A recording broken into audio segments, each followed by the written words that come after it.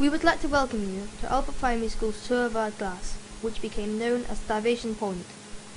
These are some of the sad tales of the crofters who were cleared off their lands by the factors and landowners in the 1840s and 1850s.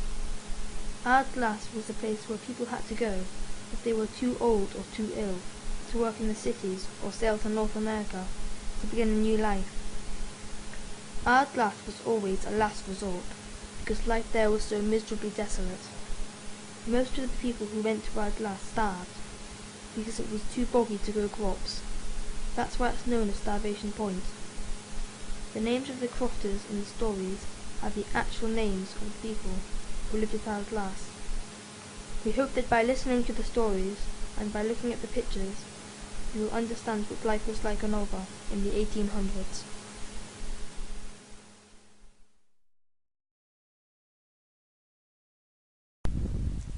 My name is Fiona McLean.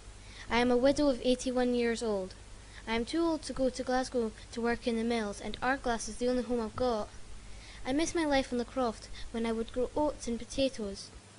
Where I live at Ardglass, there is a huge stone a little way from the houses. Past it is really good ground for growing food, but on our side it's very boggy, uneven ground and impossible to grow crops. On the croft I used to work hard growing food for the family. I grew potatoes and oats in the lazy beds. We always had plenty of oats in the kist by the fire. I would plant them in the spring. I would gather seaweed to put in the ditches, then pile the soil back on top. The seaweed helped the potatoes to grow better, and it raised them off the boggy ground.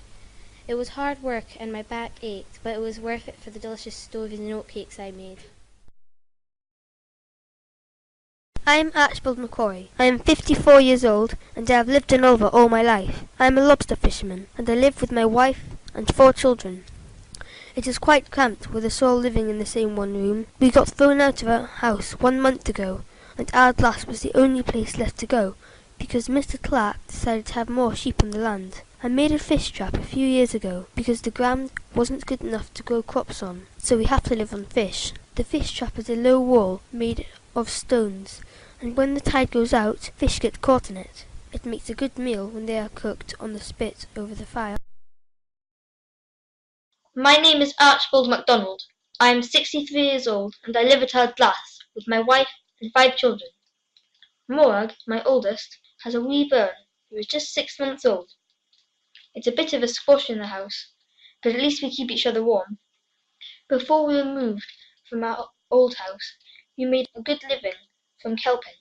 The kelp from Ulva was famous for its good quality. Every day we would gather the kelp.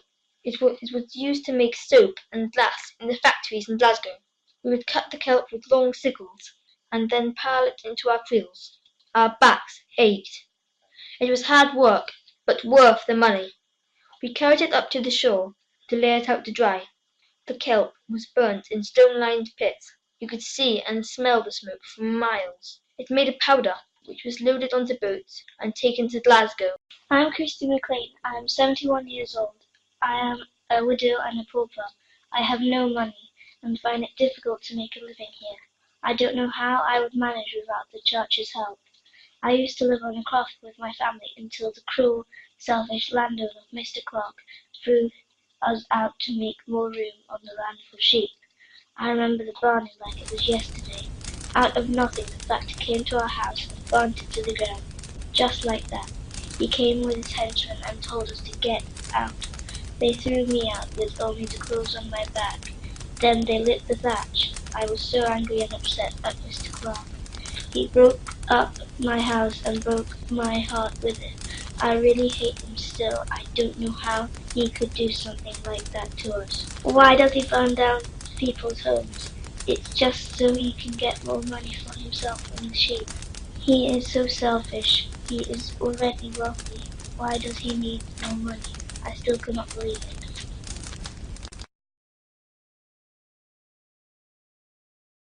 I'm Anne McPherson. I live with my 3 children who are called Heather, Kirsty and Charlie. Kirsty is the oldest at 13. We are living at Ardglass because our house was burnt down to the ground and we had nowhere else to live. Every morning we get up to milk our cow Daisy. We sing to her so she will give us more milk. We use the milk to make butter and crowdie. When we make crowdie, we leave the milk in the sun to separate into curds and whey. We feed the animals with the whey and squeeze all the liquids out of the curds to make the crowdie. It is hard work, as we have to get up very early. We are worried about Daisy, as she isn't giving us as much milk as she used to. The ground here is boggy and thin, and there isn't much for Daisy to eat. I'm called Catherine McKinnon. I'm 55 years old and I live at Ardglass now with my 3 children. I used to be a crofter before Mr. Clark cleared us from our crofts. I often think about the good times we had then. I remember the best and last ceilidh we had at our croft on Ulva. I made oatcakes for it. I would mix the oatmeal with water until it was quite doughy, and then I made it into small oatcakes over the fire. Then I made bread using spelt flour. We had ground the wheat using the stone quern. It was hard work. We kept the flour in a kist next to the fire to keep it dry. I would make a doughy mixture and leave it next to the fire to rise. The bread tasted good when it was warm, with melted butter from Daisy the cow. I am Donald McKinnon. My 2 sisters and I used to cut peat every year with special tools called the rutter, tusker, and flaughter. First of all, my sisters used the rutter to outline the piece of ground we were going to dig, and then used the flaughter to take the turf off. After that, Hector used the tusker to dig the peats. Then we all helped to carry the peats on the barrow and laid them out on the hillside to dry. We left them drying over the summer months, and then carried them back to our crofts in the creels and made a stack outside the door. We used them on the fire for warmth, light, and cooking, all through the cold, dark winter months until the next spring. My name is Anne MacDonald, and I am 62 years old. I live with Catherine MacDonald, she is 56, and Mary McQuarrie, who is 14. We are all paupers. When we lived in our croft houses, we would make fires in the main room. First of all, we would get dry moss, heather, and bracken. Then we would light the dry kindling, which we kept in a kist by the fire. Then we piled the peat on top of the fire.